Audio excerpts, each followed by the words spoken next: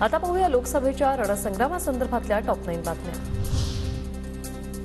जर मिठाचा खडा पडला तर मी कुणाच्या बापाचं ऐकणार नाही, अजित पवारांच्या जुन्या भाषणातील वाक्याचं स्टेटस किरण सामंतांकडून पोस्ट।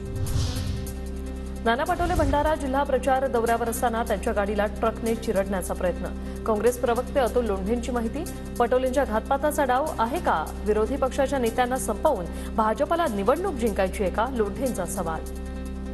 विधानसभेचे अध्यक्ष होते जे व्यक्ती राष्ट्रीय पक्ष असलेल्या काँग्रेसचे महाराष्ट्राचे प्रदेश अध्यक्ष आहेत, त्यांची सिक्युरिटी आपण काढून टाकली, याच्यावरून आम्हाला अशी भीती वाटते की हे घातपात होऊ शकतो। त्याची चौकशी करायला काय हरकत आहे? अपघातानंतर नाना पटोले यांच्याकडून भंडारा पोलीस ठाण्यात तक्रार दाखल। अपघात की घातपात, पोलीस चौकशी करतील, नाना पटोलेंची प्रतिक्रिया। जवळ आमच्या गाडीला एका ट्रकने मुद्दामून डॅश मारण्याचा प्रयत्न केला।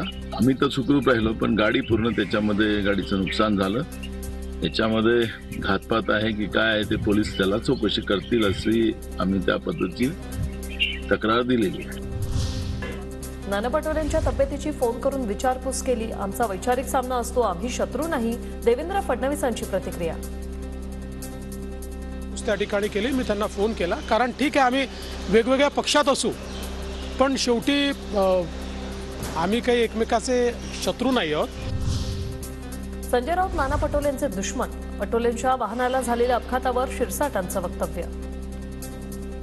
शंकेचे पाल चुकचुकते आमची पण, कारण की ह्या आघाडीमध्ये जर नाना पटोलेचा जर कोणी जर दुश्मन असेल, विरोधक असेल, तर तो संजय राऊत आहे। म्हणून याची पोलीस चौकशी झाली पाहिजे। शिवसेनेनं उत्तर मुंबईची जागा काँग्रेसच्या माथी मारली आहे। मवियात उत्तर मुंबईची जागा घ्यायला कुणीही तयार नव्हतं। पियुष गोयल यांच्या प्रचार सभेत फडणवीसांचं वक्तव्य। सीट कोणीच घ्यायला तयार नव्हतं। ते म्हणायचे नाही तुम्ही घेऊन टाका, हे म्हणायचे नाही तुम्ही घेऊन टाका। शेवटी उबाठाने काँग्रेसच्या माथी मारली। आता काँग्रेसवाले शोधत फिरतात, उमेदवार द्या, उमेदवार द्या। आम्हाला मुंबई झोपडपट्टी मुक्त करायची, गरिबी हटवायची आहे, मुंबईचा चेहरा मोहरा बदलायचा आहे, देवेंद्र फडणवीसांचं विधान। बारामतीतून माघार घेऊ नको सांगण्यासाठी विजय शिवतारेंना अनेकांचे फोन, कोणाचे फोन आले ते शिवतारेंनी दाखवल्यानंतर वाईट वाटलं, अजित पवारांचं वक्तव्य।